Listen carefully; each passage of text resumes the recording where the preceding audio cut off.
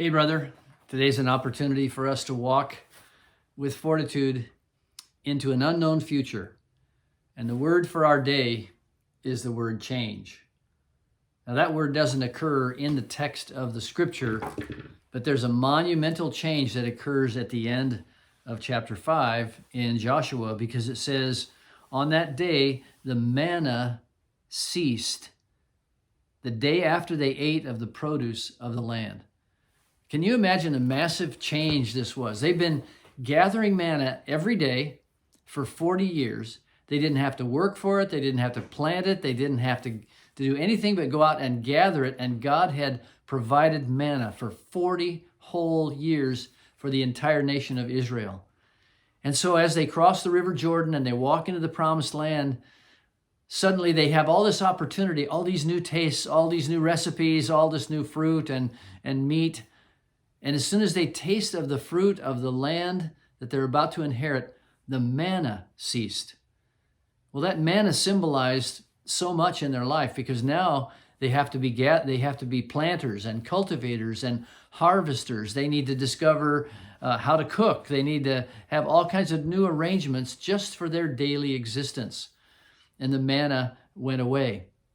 Well, many people welcomed that, I'm sure. They love the new tastes. They love the new adventure. I'm sure they were writing new recipe books and cooking new ways.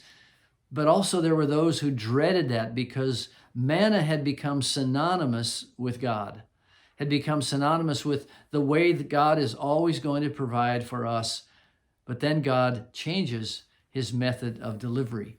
And some people, I'm sure, grumbled about this. So the question I have for you today is, how do you manage change?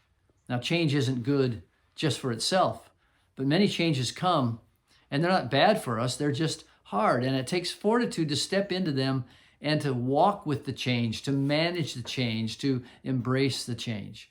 So it might be something as simple as a procedure at work. It might be something like how things are going to change this year at your Thanksgiving dinner.